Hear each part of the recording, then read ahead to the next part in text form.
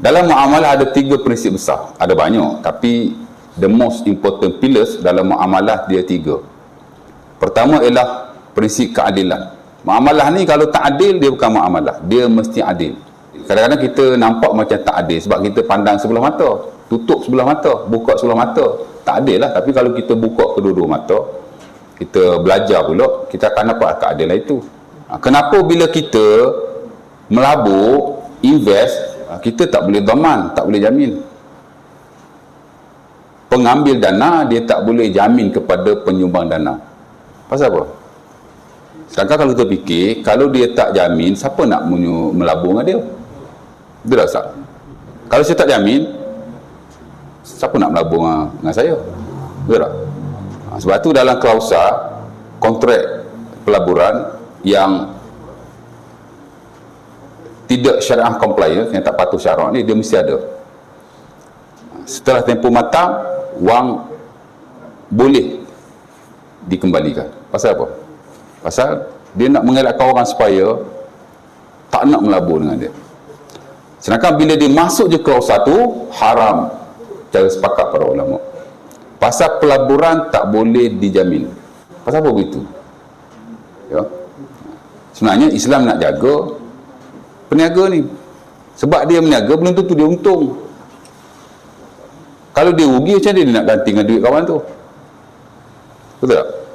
Jadi keadilan Allah Ta'ala telah beri kepada si peniaga sebenarnya. Sebab tu dia tak boleh masuk klausa tu. Ya. Dan bila kita lihat kontrak investment ni, yang kita nak tengok waktu dulu ada je waktu kalau tuan ambil atau melabur, dia jadi riba. Kerana sesuatu pelaburan, jika ada jaminan wang pelaburan dikembalikan oleh pihak yang menerima pelaburan. Kalau pihak ketiga tak apa, ya, maka ia telah bertukar daripada investment kepada loan. Loan kita tak boleh ambil riba. Apa beza melabur dengan meminjam? Beza dia ialah pinjam dia mesti jamin dikembalikan. Melabur dia tak boleh jamin dikembalikan. Itu saja. Kita bagi duit kat orang, kalau dia jamin nak mengembalikan, dia jadi pinjaman. Saya pinjam duit Ustaz RM100, Ustaz mesti kena bayar balik kat saya kan? Itu pasal pinjaman. Ya. Tapi kalau kita melabur, kita tak ada jaminan, maka dia jadi pelaburan. Tapi kalau kita jamin, maka dia jadi pinjaman. Dan pinjaman kita tak boleh ambil keuntungan. Ambil keuntungan dia jadi riba. Berapa ramai orang yang melabur, dia tak perhati jaminan ni sehingga dia jadi riba lah. Kita tak tahu. Tengok okey kan? Banyak. Ya. Lagi satu, kalau jaminan tu secara tetap mengikut jumlah yang kita invest, sama ada bulanan, mingguan, of course lah kalau harian. Dia jamin siap-siap. After 1 year, wang pelaburan akan dikembalikan atau boleh diambil balik. Yang kedua, pulangan setiap hari 1% ataupun seminggu 10%. Dia jamin macam tu, confirm riba. Kerana dia tak boleh jamin sedemikian. Jaminan mesti based on keuntungan. Berapa dia untung, dari situ boleh ambil percentage. Tapi buta-buta janji memberi pulangan mengikut percentage yang kita sumbang, itu riba. Ya. Dan of course lah, benda-benda seumpama ini dia akan membebankan si peniaga. That's why Islam buat macam tu. Ya. Dan kalau kita lihat dalam Quran, ayat muamalah secara umum dan khusus bersabit dengan harta, prinsip keadilan lah yang paling utama sekali. Kalau tak adil, dia bukan muamalah. Ya. Yang kedua ialah prinsip kebertanggungjawaban. Ya. Bila kita berurusan muamalah, dia mesti ada tanggungjawab antara kedua-dua pihak. Kalau kita beli, pembeli ada tanggungjawabnya. Kalau kita menjual, penjual ada tanggungjawabnya. Bila kita bagi suatu dana untuk diusahakan, penerima dana tak boleh jamin. Kalau dia jamin, kita tak ada tanggungjawab lah. Sedangkan kita nak keuntungan. Mana boleh kita nak keuntungan dan satu perniagaan tanpa kita ada kebertanggungjawaban? Nabi sebut dalam hadis Abi Dawud, al-kharaju bid-daman. Kalau kamu nak keuntungan, kamu mesti ada risiko. Kalau kita bagi pelaburan, tiba-tiba kita boleh dapat balik duit kita. Maknanya kita tak ada risiko. Kalau tak ada risiko, haram. Risiko mesti ada. Baik itu dalam prinsip perbankan Islam, dia mesti ada profit sharing, berkongsi keuntungan. Kalau hak melibatkan investment lah, ya.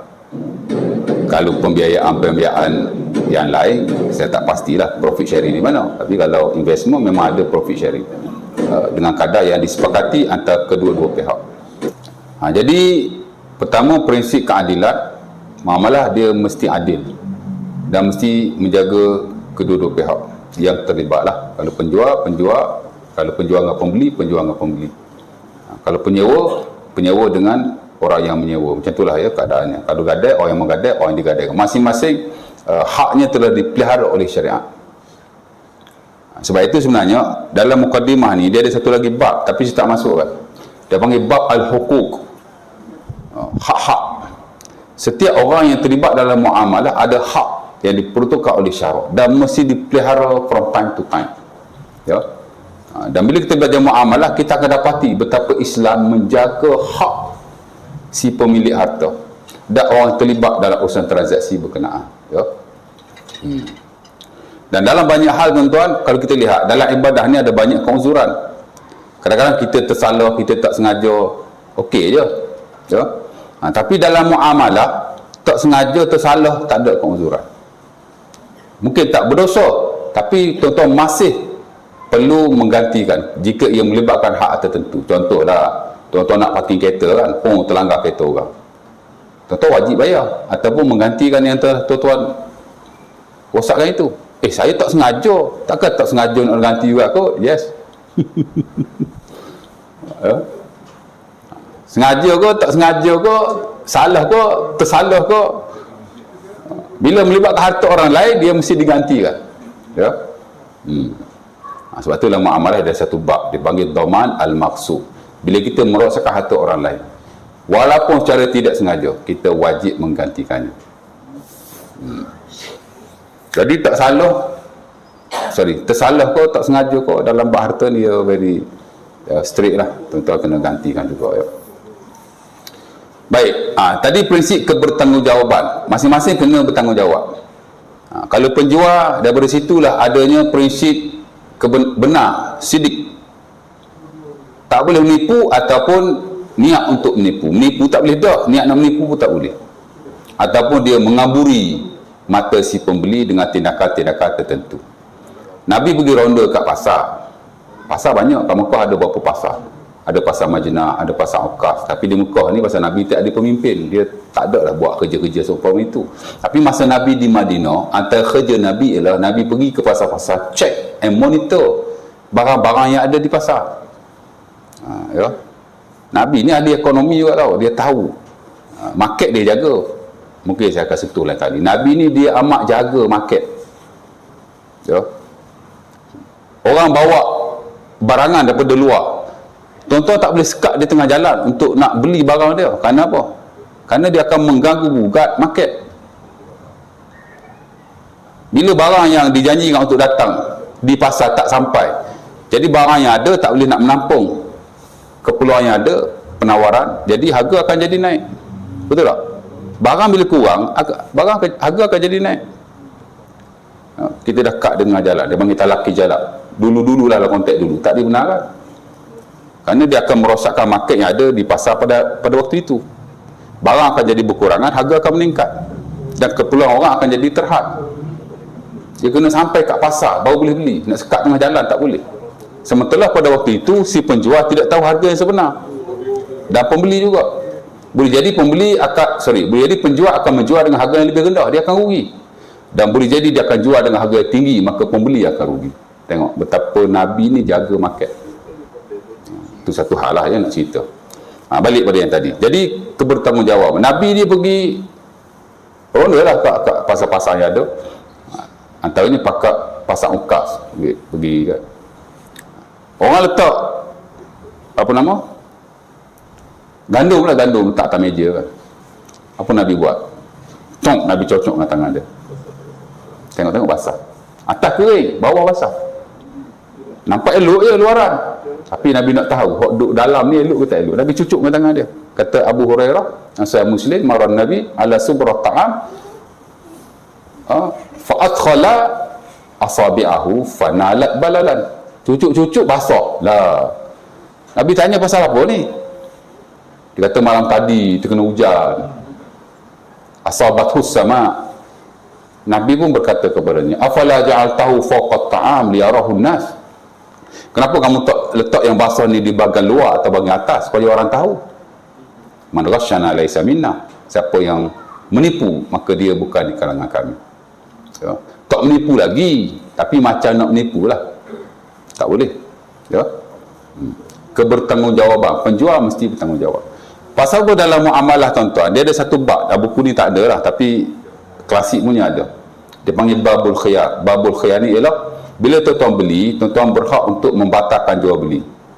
Selagi mana tuan-tuan belum beredar, itu dia panggil khiyar majlis. Ada khiyar majlis, tapi hari ini tidak dipraktikkan. Sebab itu Dr. Sufyan, penasihat muamalah ataupun ahli majlis fatwa muamalah di Perlis, dia pun pernah benda ni dalam satu penulisan beliau dalam surat khabar, tak ingat, tentang khiyar ni, khiyar majlis dia panggil. Sepatutnya bila kita beli, kita boleh membatalkan jual beli selagi mana kita tidak beredar. Tapi kerana keadaan muamalah hari ini agak sukarlah untuk kita apply sistem itu. Kerana kita hari ini beli pakai sistem kan. Once kita dah cash out, nak cancel masalah. Ya. Jadi agak sukar. Tapi masih ada pertukaran yang lain yang kadang-kadang memang ada dalam perundangan kepenggunaan. Antaranya ialah khiyar aib. Khiyar aib ni ialah tuan-tuan membatalkan jual beli kerana ada kerosakan pada barangan. Itu ada dalam perundangan, especially dalam kepenggunaan consuming punya legal dia ada. Ya. Pasal apa khiyar-khiyar seumpama ini ada? Kerana kebertanggungjawab lah. Ya, pembeli bertanggungjawab, penjual pun bertanggungjawab. Ya. Dan mungkin ada lagi lah prinsip-prinsip yang lain. Dan akhir sekali dipanggil prinsip keharmonian, al-amnu wal-aman. Bahasa Arab ni tuan-tuan, dia unik. Setiap perkataan dia ada maksud dia yang tersendiri. Kita bawang Melayu sebut aman saja. Aman ni makna aman lah. Aman damai, aman sentosa. Arab dia ada dua. Satu al-amnu, satu al-aman. Dua-dua aman tu. Aman dengan aman. Tambah alih je jadi panjang. Aman. Satu lagi al-amnu ataupun aman juga. Al-amnu, aman, pendek kan. Maksudnya keamanan dari sudut luaran. Kalau aman, keamanan dari sudut dalaman. Dia beza tu. Lepas tu bahasa Arab ni ubah bahari tak boleh. Tambah perkataan pun tak boleh. Sorry, tambah huruf pun tak boleh. Tambah satu huruf dia lain dah. Kalau aman, mana luaran. Kalau aman, mana dalaman. Lain tu. Tapi of course lah keamanan luaran, kalau harta kita well organized, dia akan membawa kepada keamanan dalaman. Dan tak mungkin kalau luar kita tidak aman, dalam ni akan aman. Tak mungkin lah. Jadi al-amnu wal-aman dia mesti collaborated, dia mesti bersama-sama. Dan Islam dia organize hak luar ni supaya hak dalaman dia terhasil. Ya. Jadi prinsip keamanan ataupun kita panggil keharmonian. Muamalah ni tuan-tuan, kalau dia tidak aman atau tidak harmoni, dia bukan muamalah. Jadi prinsip apa mula tadi? Keadilan, kebertanggungjawaban dan keharmonian adalah dasar. Di mana jika ia mengikut lunar-lunar disyaratkan, ketiga-tiga akan terhasil. Tapi kalau kita tak ikut, tak adil seumpamanya, tak tanggungjawab, of course lah keharmonian tidak akan berlaku. Itu amat penting sekali. Ya.